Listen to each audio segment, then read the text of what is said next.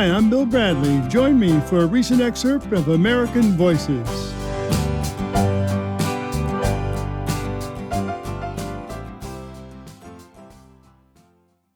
Last month, my dear friend and next teammate Willis Reed passed away. When his wife Gail called me and told me, I was walking in Central Park and I just sat down on a bench in the park and cried. He had such dignity and strength, and I miss him greatly. Willis accomplished wonderful things in his life, and he was always proud of the humanitarian work of his daughter, Veronica. And when I was a senator, Veronica interned in my office, and she's now the executive director of an organization that develops equitable and affordable housing, advocates for equity, and works to change laws to help tenants who might otherwise be discriminated against or unfairly evicted. Jane Place Neighborhood Sustainability Initiative is based in New Orleans. Veronica Reed is here with me now. We're going to talk a little bit about her father, what it was like growing up as his daughter, but also the amazing work that she does. Veronica, welcome to American Voices. Thank you, Senator Bradley. Thank you for having me. So growing up, what drew you to this kind of work, helping people in need? I think it's a couple of things. One, I grew up Catholic in a Black Catholic in Louisiana. And the one thing that you do is you're always fundraising for something, right? Fundraising for your uniforms, fundraising for something to fix at the school or whatever. So that's the first thing, I think. And then there's this whole thing about Catholic social justice, having attended two Jesuit colleges. And then the other piece is just having parents, both my mother and my father, who basically sort of instilled in me, for those who have given much, like much is expected of you. Mm-hmm. I had this idea in my head that I wanted to go off to the Peace Corps after graduating from college. And my father said, well, why do you need to go off to the Peace Corps when there are people who need things right here, people in need right here in the United States, mm-hmm. which was a light bulb moment for me. And so instead of thinking about going off to work in a third world country, doing international work, I switched my focus to looking at opportunities or ways to help here in the United States. And you said growing up Catholic in Louisiana, you were exposed to a certain kind of service. Do you think that had an impact really on taking you in this direction? Oh, definitely. Because first of all, the nuns sort of disciplined you into that kind of position, right? I like the way you say disciplines. But you were always doing things for the benefit of those around you. And you were included in that sort of group. I attended a small all-Black Catholic school in Marksville that was run by the Sisters of the Holy Family, and a Black order out of New Orleans. And we had very little, no fancy equipment, no science lab, but they did an amazing job educating us with the basics. And I think I'm an amazing example of that. And when I look at my classmates who came out of the school, so many of us are doing amazing things with this sort of simple education, but rooted in thinking about others, not necessarily rooted in thinking about our individual sort of profit motives, if that makes sense. Mm-hmm. Yeah, no, it sure does. Other directed, that's what you became. And I'm just curious, now Jane Place Neighborhood Sustainability Initiative. Tell us about that organization. Give us a sense of what the landlord laws are like in New Orleans. For example, an eviction can be filed against a tenant if they are a day late and $1 short with their rent. And if your landlord chooses to file an eviction in that situation, pre-pandemic, it moved a little faster than it's moving now. Basically, in about 10 to 14 days, you could literally be out on the street for being a day late and $1 short on your rent. And so when people get evicted, suddenly someone comes and takes their belongings and puts them out on the curb. I mean, what do people do? Where do they go? What do families do? I mean, a lot of times what happens is they have to pick through what's put out on the street. And usually temporarily, they end up doubling up. New Orleans is a city of renters. Right now, about 50% of all households are renters. We have market forces that push rents higher than what's affordable for locals, for most locals. So for about every 100 folks who need affordable housing, there may be about 45 to 47 units available. Mm. And so they tend to double up until they can find something, usually in the outer lying suburbs or at the far edges of Orleans Parish, which then puts travel burdens on those households to get to their jobs. So how does your organization help? I mean, how are you making things better for these families? I think we do that in multiple ways. One is that we do build affordable rental units, not at the scale that can help the need, but we're working at it, right? We're working at increasing our number of units on a daily basis. Mm-hmm. The second thing that we do is we advocate for policies and programs that provide like system level change, because that's the way that you can aid the largest number of individuals. Right, sure.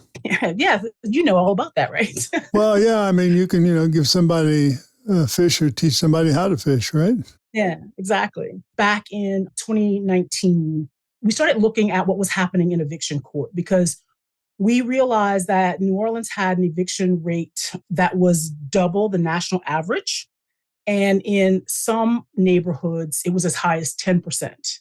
Because here in Louisiana, our tenant landlord laws have not changed since the 1870s. No, come on. Really? Really, we like things old here.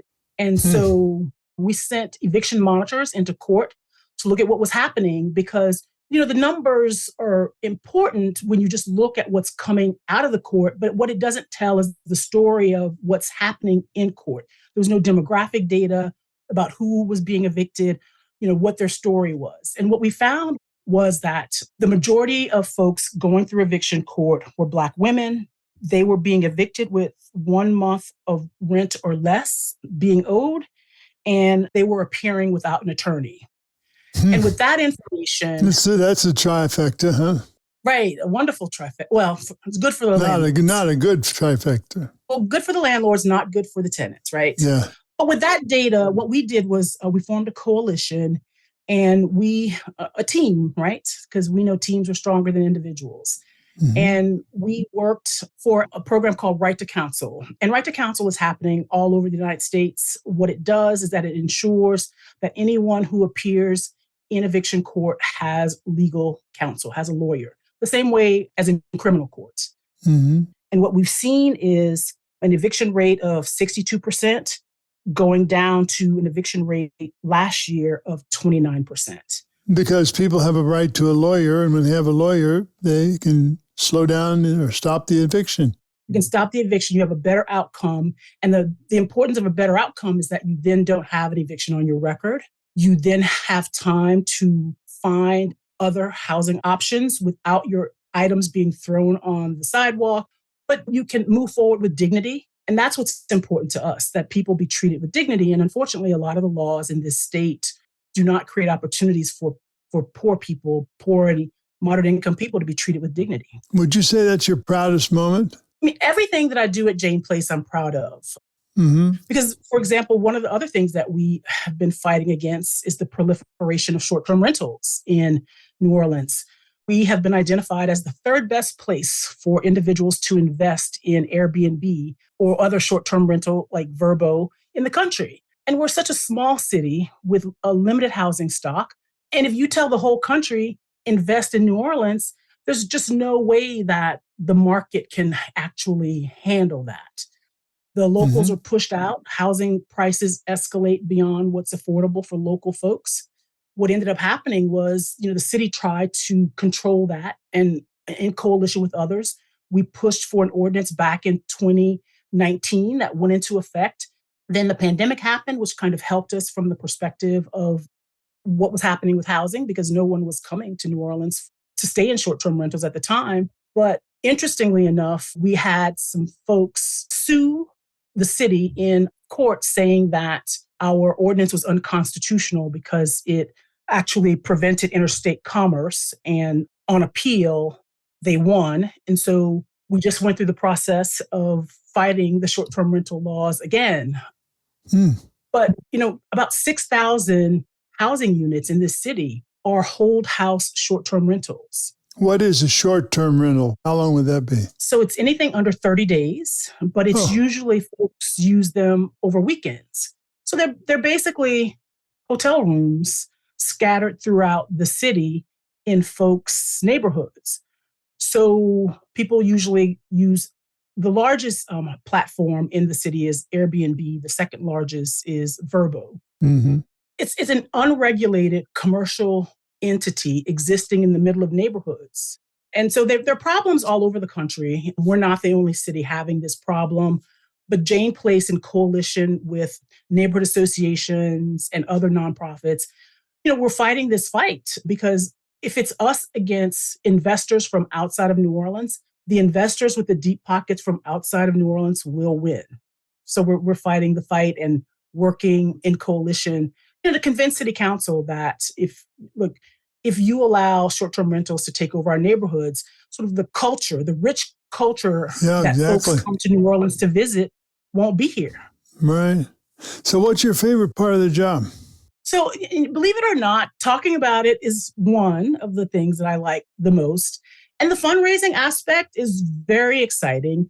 And the housing development is probably number one. I love the construction piece, even though I'm not the one nailing nails. But so how do you relate to the construction piece? What do you do? So acquiring properties, whether there's empty lots or houses that need to be rehabbed, working with an architect, whether it's designing new construction or the redesign of an existing property, going through the process of permitting, selecting a contractor, overseeing the whole process to having the property leased.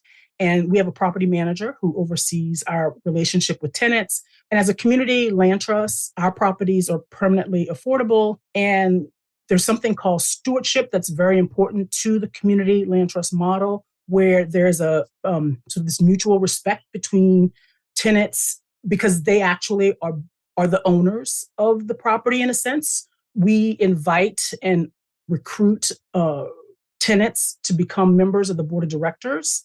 And in a sense, they then become those who govern what we do as an organization. It sounds to me like you're doing exciting work, and it sounds to me you're excited about the work, and that's I am pretty excited good. about the work. I mean, isn't it important to, when you get up every day, to be excited about what you spend your daytime hours doing, right? No question about it. You do it better, and you also are more fulfilled. And it doesn't feel like work. Exactly. Yeah. So let's talk a little bit about your father, okay? Sure. Game 7, amazing night. Father came out on the court, his injury, and played. Nobody will forget that. And that day was May 8th, and it was 1970. Yes. And May 8th is also your birthday. I know, that's why he did so well. You were 5 years old when it happened. What do you remember about it? So, I don't know if what I'm remembering is the game from 70 or the game from 73, but I do remember being able to watch the beginning of a game on my grandparents' black and white television and then being told it's time to go to bed. Before it was over. Before it was over, yes. Tough grandparents. Well, of course. I was 5. I probably had a 7 o'clock bedtime or something. Yeah. What did your father tell you anything about the game? So I've been told, but I don't remember this, that he called to wish me a happy birthday that day, before at some point that afternoon. And the thing about it is that at least during that time when there wasn't social media and all of this information bombarding you on the internet, my father was just my father. Yeah. So right. I don't know that. I think I have probably more awe about his career today than I had 5 weeks ago. Only because of the tributes that I've read, and in a way that's a little disconnected from me as his daughter, but just me as an individual hearing other people talk about him. How people felt about him, about the dignity and the strength and the courage and all those things, right? Yes. Because basically they're just your dad otherwise, right? Yeah. What he taught me from that moment, because look, I've seen that moment of him coming out of the tunnel hundreds of times during my 57 years, right? Yeah, almost 58 right. years. Yeah. And here it comes, ladies and gentlemen, it's Willis Reed is coming out. Right. And what it's taught me is that you show up when it's time to show up, right? Because what you don't want to do is think back on your life and say, well, I should have, or I could have, or what if?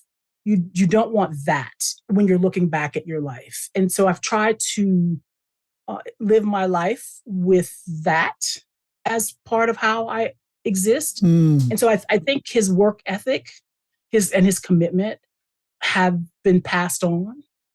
You know, that is so moving, Veronica. And what you've said is exactly what he has said. I remember having him on an interview at some point and asking him, what was it that made you come out and play that game, put your career on the line and go out and play injured? And he said exactly what you did, which was, well, he elaborated a little bit, as your father would, right? He said, look, I didn't want to be looking 30 years down the road and I'd be out on a boat fishing and or on the bank fishing. And I'd say to myself, I wish I had played that game. You know, you showed up. Yeah. And I'll tell you, I was in meetings with funders 2 days after he passed because I had to show up for Jane Place. Right, exactly. Yeah. Well, I'm so glad to feature the great work that you're doing. And I know your father was always proud of you. And I just want you to know, so am I. Yeah.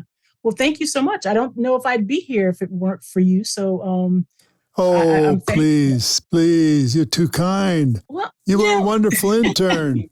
Well, thank you so much. You pulled more than your weight. You know, that's not easy to be an intern, come in and jump around. You handled it very well and achieved quite a lot. Yeah. Well, I was a graduate student. So I had a little bit on some of the undergraduates who were there, but I don't think if it weren't for, the opportunity to work at the Urban Institute. And while you did not, Marcia, I think it was, right? Marcia made a call. Marcia Aronoff, my chief of staff. Yeah, Marcia made a call just to see if, they'd interview me for the position. And so with Marcia's call and Elizabeth Jackson driving me over. That's so amazing. Phil Jackson's daughter. Phil Jackson's daughter, right? Elizabeth driving me over so I wouldn't have to worry about parking or a ticket or anything else like that, right? I was able to wow Marge Turner, who literally to this day is one of my most favorite bosses of all time. At the Urban Institute. At the Urban Institute and get the position. And it was the perfect learning ground. Yeah. And you got that because of your talent and your values. And that's why you got it. The door opened maybe, but you had to walk through and be able to deliver, and you did. Yeah. And if you are in New York, I'll be insulted if you don't come see me. Okay, I will. I think we're supposed to be there sometime in the fall, right? For something with the Knicks. Fantastic. I've been speaking with Veronica Reed. She's the daughter of my dear friend and Knicks teammate, former teammate, Willis Reed, and she's the executive director of Jane Place Neighborhood Sustainability Initiative in New Orleans. Find out more, visit us on Facebook. It's American Voices with Senator Bill Bradley. And we're now on Instagram, and I hope you'll check us out there too.